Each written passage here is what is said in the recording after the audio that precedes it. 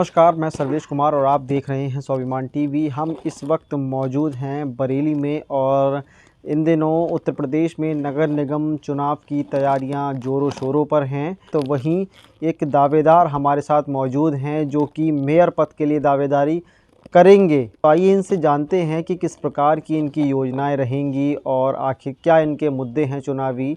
अगर ये मेयर बनते हैं, अगर इनको जो टिकट मिलता है तो कैसा जो है इनका कार्यकाल रहेगा। तो क्या कहना चाहेंगे सर? सबसे पहले तो आपका स्वाभिमान टीवी में बहुत बहुत स्वागत है। धन्यवाद जी। सर, क्या कहना चाहेंगे कि जब अगर मान लीजिए आपको टिकट मिलता है, आप मेयर बनते हैं, तो सबसे पहले क्या योजनाएं रहेंगी आप? सबसे पहला जो टारगेट होगा शहर में कि पब्लिक का हित ध्यान में रखे। जैसे विकास कार्य अभी आपने देखा शहर में हो रहे हैं, पूरा शहर चारों तरफ से खुदा हुआ है कि एक तरफ काम ख़त्म नहीं होता, दूसरी तरफ चालू कर देते, तीसरी तरफ। तो इससे क्या पूरा शहर में मतलब समस्याएं आ रही हैं पब्लिक को बहुत ज़्यादा। जाम की समस्या, जैसे जाम की समस्या है। अभी आपने देखा पीछे जैसे कुतुब खाना का पुल बन रहा है जी, तो ई रिक्शा का एक्सीडेंट हो गया, सवारियों को चोट आई, ई रिक्शे वालों को चोट आई, क्योंकि वहाँ सामान फैला रखा था पुल बनाने वालों ने। सामान फैला रखा था, लाइट की व्यवस्था नहीं थी, रात का अंधेरा था और वो जाके टकरा गया। एम्बुलेंस वगैरह भी तो एक फंस गई थी। हाँ, अभी देखिए आपने देखा कि एक एम्बुलेंस में गर्भवती महिला थी, उसे डिस्ट्रिक्ट अस्पताल लेके जाना था और रास्ते में ही बेचारी जाम की वजह से वहीं वो बेचारी ख़त्म हो गई। दोनों लोग ख़त्म हो गए। मतलब कितनी बड़ी, कितनी दुख की घटना है। जिस परिवार में खुशियाँ आनी थी, उस परिवार में मातम मन गया। किसकी वजह से मना? ये हम लोगों की गलती है। मतलब जो जिम्मेदार अधिकारी हैं, जो उस चीज़ को मैनेज कर रहे हैं। जी मंजीत जी, मेरा एक सवाल है इसी बीच कि अगर आप मेयर बनते हैं तो किन किन कार्यों को आप प्राथमिकता देंगे, या क्या ऐसा कार्य है सबसे पहले जो बरेली वासियों के लिए आपने सोच रखा है?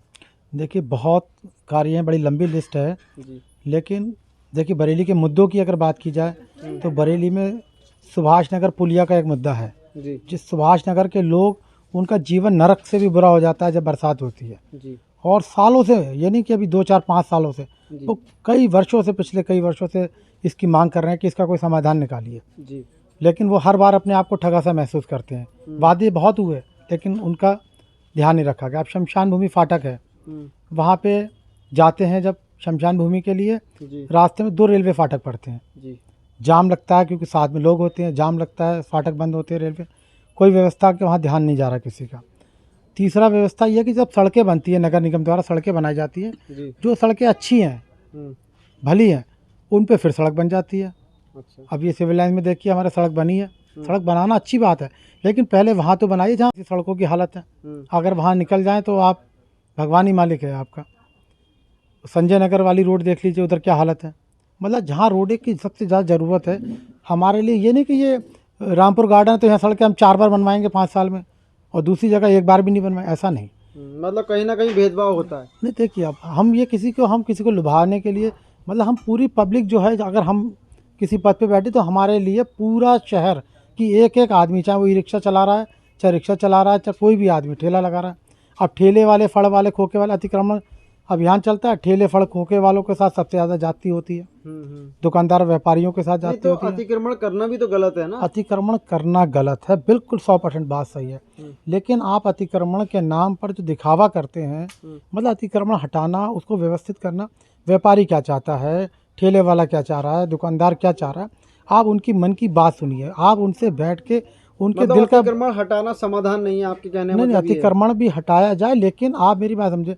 ये कौन सा अतिक्रमण? मैंने अभी हटा के अतिक्रमण में गया हूँ, पीछे से मैं आगे बढ़ा हूँ, पीछे फिर अतिक्रमण लग गया। मतलब आप कोई काम करें कैसे? ये एक बड़ा मुद्दा है कि जब अतिक्रमण हटता है तब उसके कुछ दिनों बाद वही अतिक्रमण दोबारा उसके पीछे से लाइन से लगना स्टार्ट हो जाता है। तो इसमें आप किसकी भूल मानते हैं? इसमें जो कार्य करते हैं ना लोग, वो एक मुझे लगता है खाना पूर्ति करके अपना, कि भैया अतिक्रमण अभियान का ऊपर से आदेश आया, अतिक्रमण हटाना है शहर में। अच्छा। अतिक्रमण की टीम आई, उन्होंने अतिक्रमण हटाया, चले गए। और फिर आप व्यापारी के साथ बैठो भी, आपको क्या समस्या है? कहीं हम अतिक्रमण हटा सकते हैं, कहीं नहीं हटा सकते हैं।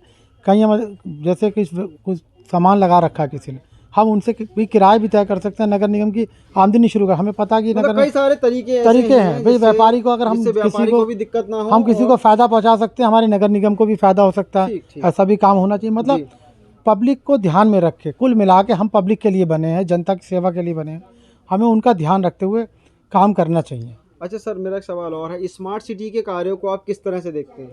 देखिए, स्मार्ट सिटी के तहत काफ़ी विकास अच्छे कार्य हो रहे हैं, लेकिन उसमें भी कहीं न कहीं जैसे अभी बताया मैंने कि जब काम करती है टीमें तो उनको इतनी सुसज्जित और व्यवस्थित तरीके से करना चाहिए, क्योंकि जब ठेका ले लिया उसने तो वो तो बादशाह बन जाता है वहाँ का। अच्छा, एक आरोप लगातार विपक्षी पार्टियां लगाती आ रही हैं कि जो स्मार्ट सिटी है वो घोटाला है, कई घोटाले उसमें जो है उन्होंने आरोप लगाए हैं, ऐसे कि जो है स्मार्ट सिटी एक जो बड़ा घोटाला है, क्योंकि कई सारी चीज़ें ऐसी हैं, चौकियां जो होती हैं वो तोड़ के दोबारा बना दी गई, फिर तोड़ा गया उन्हें, फिर बना दिया गया।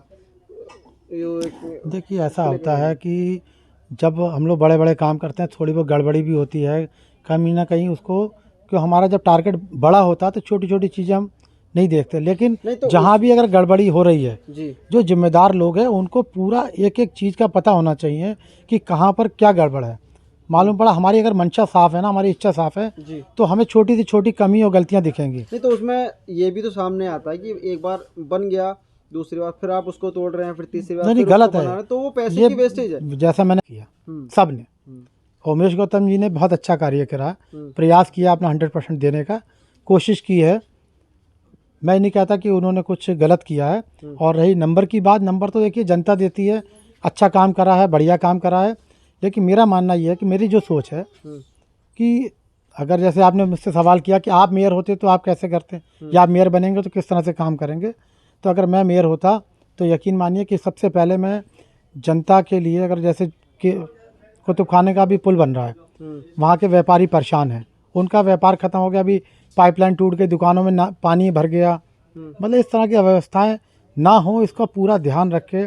कुछ चीज़ें मिट्टी है वो दिन में जा रही लद लद के, रात को सफाई हो जाती, जो सामान है उनका वो कम जगह में रखा जाता, जिसकी ज़रूरत नहीं वो हट जाए, मतलब थोड़ा सा ध्यान देने की बात है, उसमें कोई बहुत बड़ा मुद्दा नहीं है। देने की बात, जो ध्यान नहीं दिया जाता, व्यापारियों को इतनी ज़्यादा दिक्कत हो जाती है, राहगीरों को इतनी ज़्यादा परेशानी हो जाती है, जिसका शासन प्रशासन को बिल्कुल भी अंदाज़ा नहीं होता। चलिए बहुत बहुत धन्यवाद मंजीत जी हमसे बात करने के लिए। धन्यवाद। अभी जल्दी में जो नगर निगम के चुनाव आने वाले हैं और तमाम ऐसे मुद्दे हैं जो कि बरेली की जनता जो है अब की बार आने वाली सरकार से, आने वाले जो मेयर हैं उनसे पूछेगी, और जो प्रत्याशी हैं उनके ख़ास तौर पर ये मुद्दे रहेंगे कि हम बरेली के लिए क्या बेहतर करें।